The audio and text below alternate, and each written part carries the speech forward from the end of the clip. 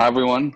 Thank you for coming. Thank you for watching this. Hope everyone is safe wherever they are in the world. It's a shame we could not do this in person, but we've got great things prepared for next year's and the years to come. So let's start.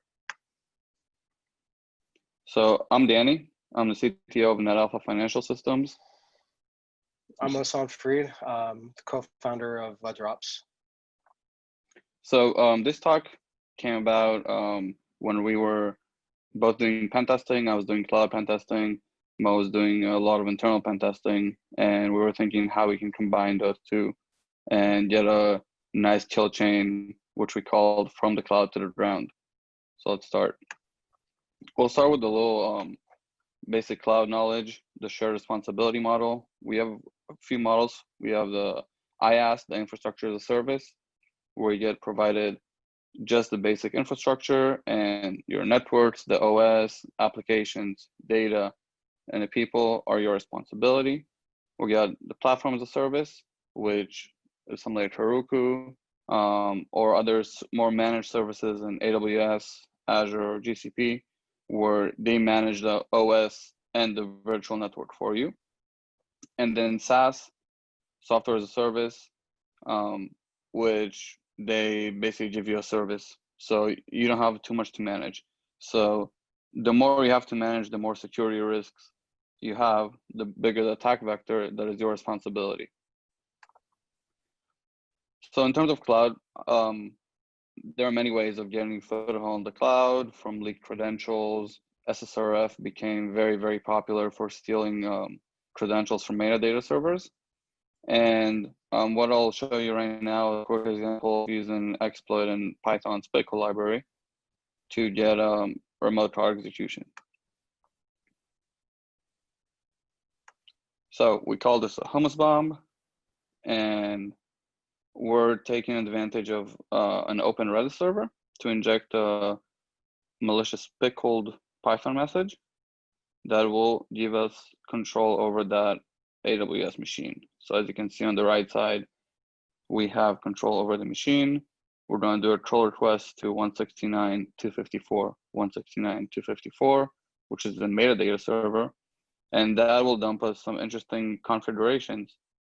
This, for instance, is the user data, which will let us know what the instance does once it runs for the first time. And the second thing, you can look at the user data as a startup script.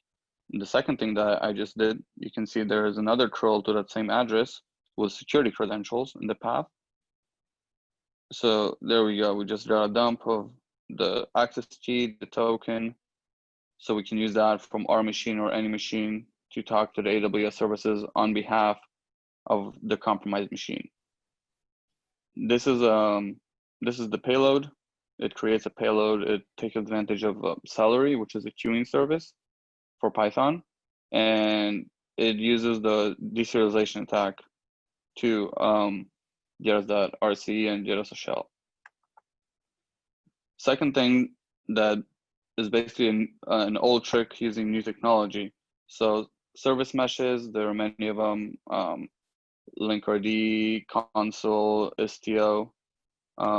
I'm familiar with Console, so I took that as an example. So let's first talk about what is a service mesh.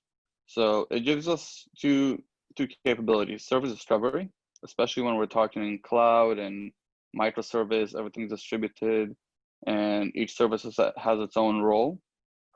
Our services need to know how to find other services that they need to communicate with. So that's where service discovery comes in.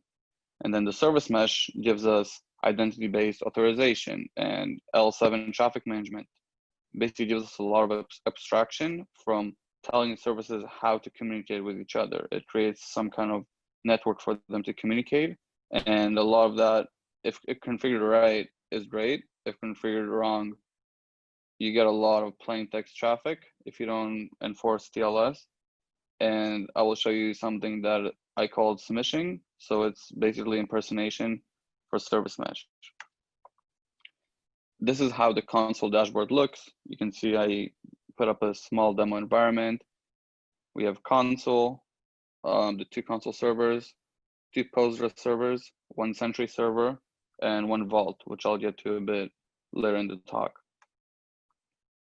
So from one of those services, let's say I have a machine that is connected to that mesh, I can do a dig command, just dig postgres.service.console, and we can see that there are 2 services answering to that dig command. So let's see how we can do and impersonate a service on a compromised machine. This is a configuration file for a console agent. So I'm going to add a service. I'm going to call it Postgres. It's going to be a Postgres server. I'm going to listen on port 5432, which is the default Postgres server. And we can even do a little health check. And it's bin bash user imagination. The format is called HCL. And this specifically, I showed it in a JSON format, but HCL is HashiCorp's who own console. It's their language for configuring services.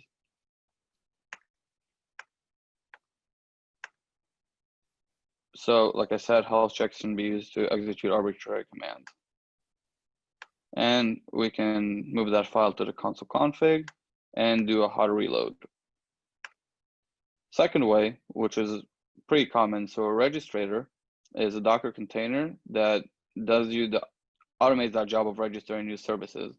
So if you have one machine with lots of services running on it, instead of doing that manual job or maintaining scripts to do a manual job, registrator will get a token that gives it permission to register new services.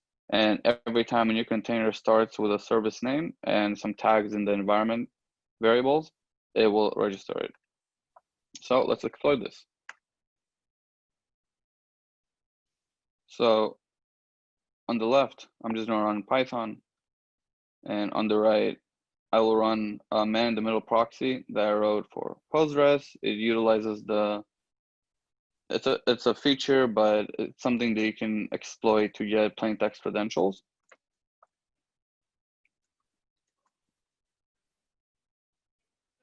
So you can see that after running that proxy as a container, I just ran an empty container, gave it the name Postgres, and ran this proxy. It will listen on 5432, and it will relay that traffic to the real Postgres instance.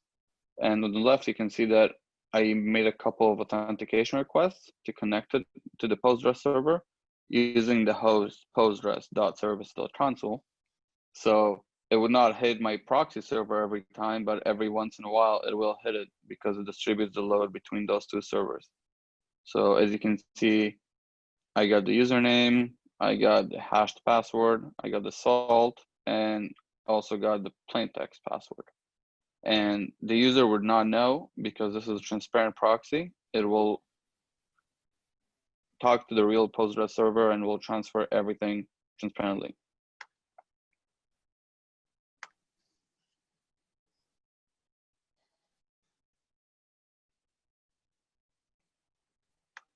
So let's talk a bit of what happens after you're in and you just want to sit in the cloud and observe. So Lambda Layers in AWS, it's a serverless service. You basically create one function and it runs every time that service is hit, whether from an endpoint or from an API. So AWS released something called Lambda Layers because there is a limit on how big a Lambda file can be, the function can be. So, and usually you want to use common dependencies between your layers. If you have a library for an API, you want to use it between all the layers that access that API. So we can utilize that and put in a rogue layer and register it. If there's not, if the company or whoever you're testing does not have good infrastructure as code and it cannot see changes in the infrastructure and detect them pretty fast, you can hide in there and it'll be in plain sight. The developers will see the same layer, and I will show you how I hid it in plain library, like one of the most common libraries in Python, which is requests. So I took the request library, I pulled it from GitHub, And I added a small couple of lines that will just take the environmental variables and send them to my server. I add that as a layer, and because it all compounds as one Python library, end of day, when the user uses requests in the Lambda function, it will use my version of it. So let's see how that works. We'll send our C2 set fresh of credentials every time, plus the request data. So we can also see what the user was requesting from that function. This is a simple Flask server just to catch that. And import requests. And the moment this happens, and this is a basic Lambda function, the moment request.get gets called, it will do what it's supposed to do, but it'll also send our server a fresh set of credentials. Let's see it in action. So on the left, we have Flask server waiting to capture it. On the right, we're just executing, we're sending a curl function to a curl command to the API. And you can see that we got a set of credentials. Don't try to use them, they're expired. But yeah, it will happen every time. So we keep getting a fresh set of credentials. So look out for that. Try to implement as much infrastructure as code and detection capabilities to see changes in the infrastructure, especially in subtle things like Lambda layers, which can go unnoticed because usually the developers maintain that. So, now that we've established our foothold, we're going to go a little bit over Active Directory and discuss how we're going to manage pivoting from there. Just a quick rundown. Active Directory is used to manage computers and users of most enterprises, Windows enterprises. It's a directory service database, and LDAP is the primary protocol that we can use to communicate to it. And the attack scenario that we're looking at is going to be abusing the single sign-on, which is a single sign-on solution that's created by Microsoft, and the ADFS proxy, which is a proxy host in the cloud that allows authentication to Active Directory without a direct connection to the internal network. So this is very useful in scenarios where you don't want the outside communicating to the inside. And there's several bugs that have been identified over the past year that we leverage to, essentially compromise your organization via your cloud infrastructure. So some of the tools that I wanted to just bring attention to, road tools. It's an Azure AD exploitation framework by Dirk John, and AD internals, Azure AD internals by Dr. Nestori Cinema. My apologies for any mispronunciations.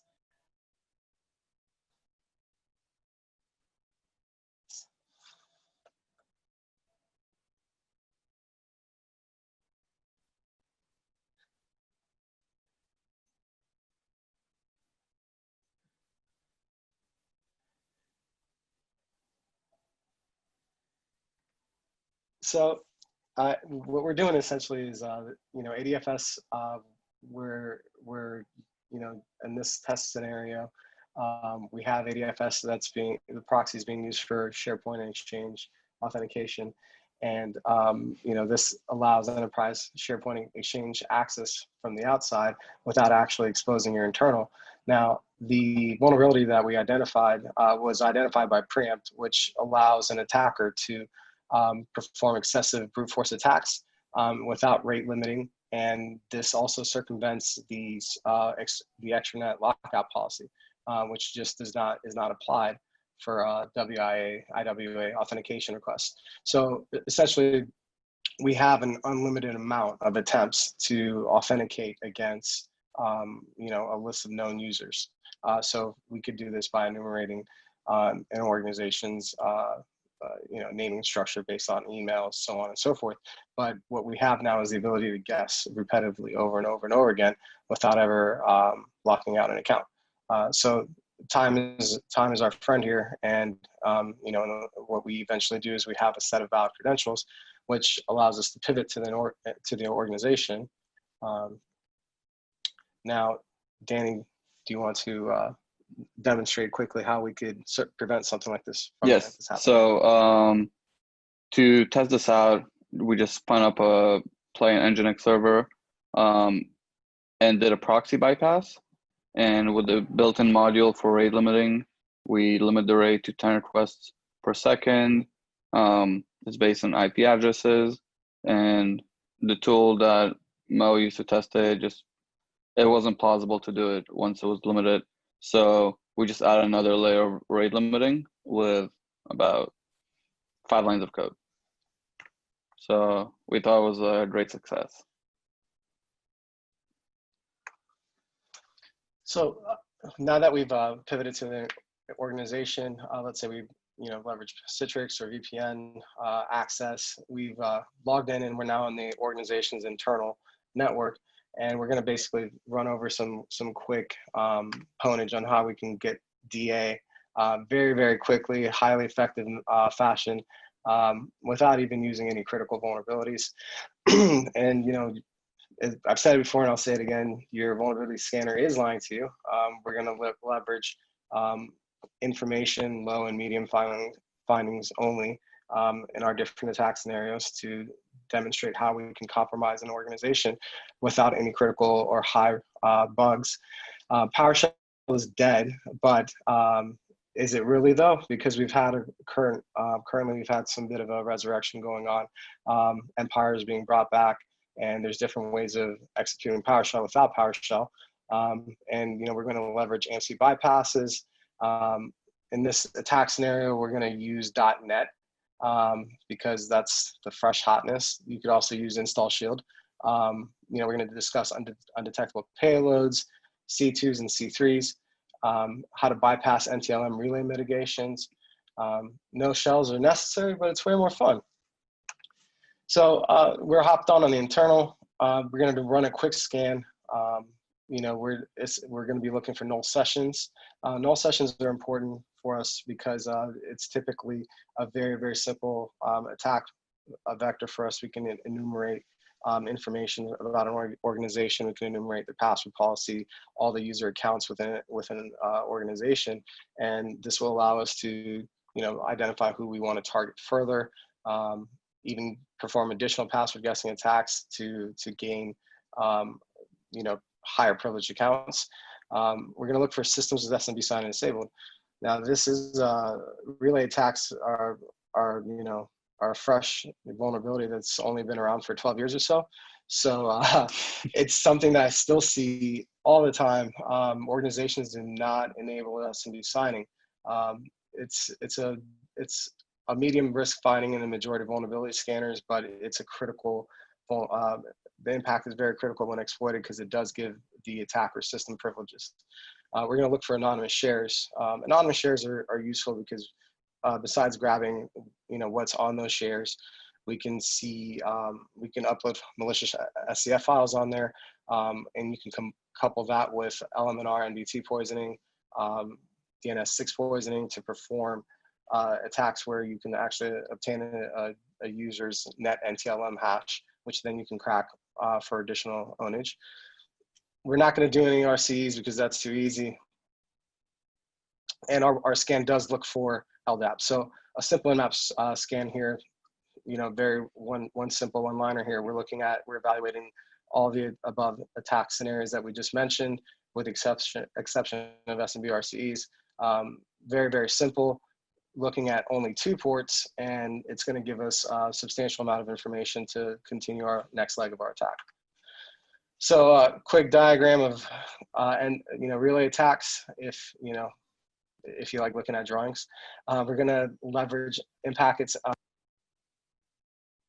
and the successful relay to the host with SMB sign is disabled is going to result in remote code execution with system privileges. You could, couple NTLM relay X with secrets dump to dump hashes. There's really You can provide a one-liner to perform your own command execution. You can add a local admin account. Really, the world is your oyster. You could fire off Mimikatz, really just whatever it's up to your creativity. So we're going to enable WPAT spoofing and authentication requests and related targets with SMB signing disabled. Now, there are mitigations in place. Let's say that there's SMB signing enabled or EPA. Well, the last 2 tries that Microsoft has had that they've attempted to mitigate this, they've actually implemented broken mitigations. They were circumvented by the preempt team. CVE 2019-1040 allows bypassing of the MIC message integrity code and NTLM authentication. Firing off NTLM relay X with remove MIC will still exploit a system which is missing CVE 2019-1040. So even if the system has that has SMB signing enabled and it does not have this patch, then you can still circumvent the mitigation that's in place. So this is still a very, very relevant attack vector, highly effective. It allows for instant escalation and domain admin if you were to couple it with a priv exchange attack. So relaying SMB to LDAP is another attack vector. You're effectively modifying NTLM authentication packets without invalidating authentication. This is for an environment where, once again, CVE 2019-1040 is missing. And it allows an attacker to basically remove the flags, which would prevent relaying from cross-protocol. So here we're looking at relaying from SMB to LDAP, which typically should not be possible, but due to this, the flaw in this scenario, it allows us to perform that type of attack. Now, if we were to leverage the full service bug or printer bug, you can coerce any Windows system authenticate to other machines via the RPC interface, and possibly other protocols. If anyone wants to give it a shot. So as of right now, we know of 2 working attack scenarios. Using any Active Directory account, we can connect to SMB via Exchange and trigger the full service bug. And Exchange server connects back to attacker box via SMB, and that can be relayed to LDAP, and you've got yourself a nice little kill chain. And we're using relay LDAP authentication. We're using the relayed LDAP authentication to grant DC sync to dump all the password hashes in AD. There's also relaying Kerberos delegation. So we're relaying LDAP over TLS to create a new machine account on the system. And we're leveraging the same printer bug script against a secondary domain controller. And that results in the relay connection creating a computer account. And when we create that computer account, we can use it to impersonate a DA account. And then we use that impersonate ticket to run secret dumps or whatever, hotness that you want against that DC. So, one of my favorite attack scenarios, which is, it's not stealth at all, but it's highly effective if you just want to kick down doors. You hop into the network and you're running responder and MITM6. MITM6 is running DNS6 poisoning on IPv6, which is enabled since Windows 7 and up, and typically not monitored by the majority of security products out there. So very effective, although in some environments it may cause network outages, so use at your own risk. And effectively, we're using these 2 tools to perform our poisoning attacks, couple that with NTLM Relay X.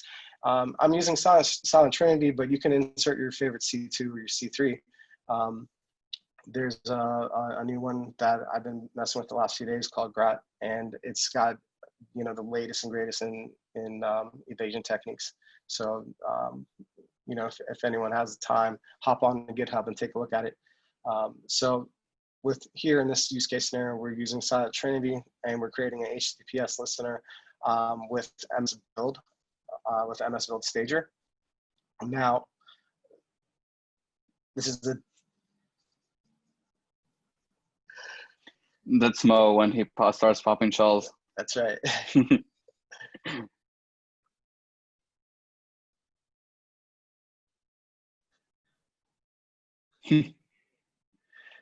So Disco is good. So we're there's a quick screenshot of us setting up our listener.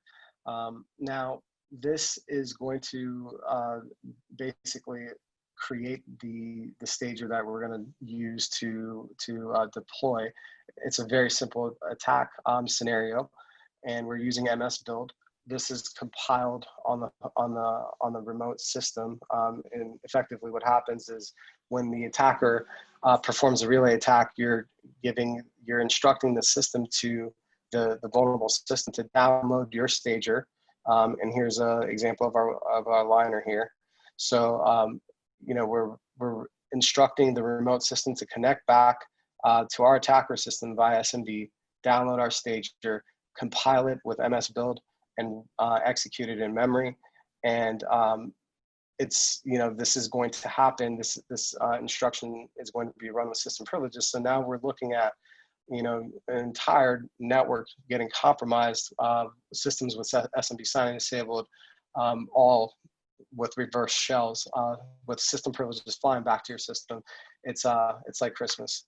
So there's some screenshots of this attack scenario happening, and in the event that the shell is not, if we don't get a shell, at the very least we're getting the net NTLM hash of the system, and this allows us to crack that hash as well.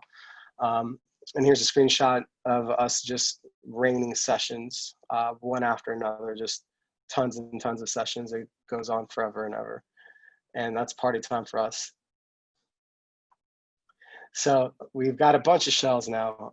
Typically you only need one, but Silent Trinity can it's kind of one of the reasons why I like about it is Marcelo, he made it so that you can really highly customize it. It's kind of like bring your own interpreter style. So what we've done is we've executed in this use case scenario, we're running an AMSI bypass version of Mimikatz that pauses AMSI and then it actually executes Mimikatz. And then once the credentials have been pulled back, then you can celebrate, and then it restores AMSI. And there's different types of modules that you could also leverage. There's LSASI, there's different, there's Donut. So there's different methods, proc dump if you want to, go a little bit more stealth, but there's many different methods of dumping LSAS and getting clear text credentials. So, we've got Mimikatz here, bypassing AMSI and obtaining credentials, and we're kicking down doors.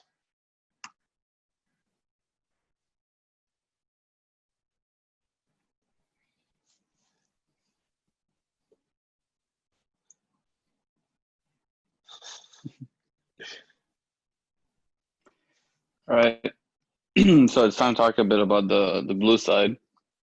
So like I was saying before, to actually catch all those things like Lambda layers or addition of new Lambda layers or changing in infrastructure, in my opinion, having infrastructure as code is one of the most important things you can have. I am a fan of HashiCorp's Terraform. It's cloud agnostic. It incorporates so many services together. And for people who like AWS and want to use the AWS native things, you can use AWS CloudFormation. From my personal experience, HashiCorp, Terraform, it has a huge library of open source modules for it. And when a new AWS service comes out or some changes in a service come out, usually the HashiCorp modules get updated faster to include that new service or those new features in a service than AWS's CloudFormation. Immutable infrastructure. So like we have our infrastructure as code, having immutable infrastructure in terms of your machine images is very important. I am not against patching as a, let's say, as a first mitigation, but I do like to have all the machines on the same level, same library levels. So baking AMIs with Packer, which is also a HashiCorp tool, which let you configure a JSON file that will basically set up a whole, for here it's Amazon, so it's an Amazon machine image, and then you deploy it to all the machines you have running.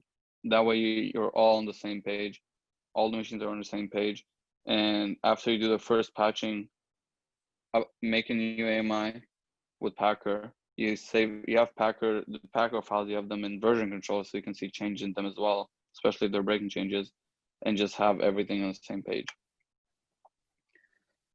Second thing, something that I've seen a lot, that CloudTrail is being used. So CloudTrail is amazing. It's an audit trail for everything happening in your AWS account. But even if you have integrity flag turned on, if I get an admin or a root account on your AWS account, I can still delete those log files, which is something that you would not want the ability to do. So there's a one-way sync, which you can have a Lambda function, basically take the CloudTrail from all those buckets, and you give it a bucket in a separate account where it's a write-only permission. So basically, your AWS account can only write there, but it cannot change, it cannot delete any files. That means once it wrote to that external bucket in your other AWS account, even if someone gets a root permission in one of your AWS accounts, you cannot delete it from that shared account. So that's something that's very strong. I highly recommend doing that. And then from there, you can push it or pull from your SIM system, whether it's an ELK-based system or Splunk or anything else. Second of all, secret management. So like I showed with that Postgres attack, the thing is, if I hardcode credentials, or even if I pass them one time, the moment the attacker drops them, he's got credentials that live forever, and he can use them for days. So what you would want is a way to invalidate credentials first. So yes, you can do that manually, but a better way would be to use something like HashiCorp Vault for secret management, or AWS SSM parameter store. So that will give you granular control over credentials, and it can automatically generate, this is HashiCorp Vault, it can generate auto-lived database credentials. So it manages it for you. And very, very, very important is to follow the hardening guide, because especially something as important as your secret manager, you want it to have the highest level of security. They have a very good hardening guide, but I've seen production systems where they were on default, and it does more harm than good. Second of all, if you do use a service mesh, especially with the newer versions of console and the other service meshes, some of the defaults have changed, I think, to a better way, but also follow the hardening guides. Manage your own keys. You can combine console with Vault, and that way Vault will manage your keys, and it can rotate your keys for the inter-service communication, and enforce TLS, of course. And you can use the sidecars. So basically, you would have a sidecar running on a Docker container running in each system, which your services would communicate with it. And through that, it will encrypt and decrypt the traffic going in and out. So that's basically your endpoint inside that machine to communicate to other services. Of course, have a Waff. Either you can use AWS Waff with custom rules or managed rules. I like the open source solution like Modsec or Naxi. I've been using Naxi with Nginx for a long time. It's very good. It has a great learning capability. As you can see here in the diagram, you can put it on learning mode, and you run an ELK stack, and it will send the things there, all the requests that would get blocked, and they have a tool to generate rules from the requests that you actually want to block. Utilize services the cloud providers give you. GuardDuty is excellent for threat detection. It does continuous monitoring. Set it up to work with CloudWatch alarms and with SNS to send you notifications, or if you're using Ops Genie, Victor Ops, have those things constantly sent over to you and alert you about that.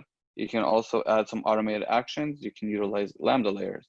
So if GuardDuty detects a credential compromise, you can have a Lambda function listen to that alert and invalidate those credentials and issue new credentials to that machine. It's very powerful. It's basically instant mitigation. Also use Inspector.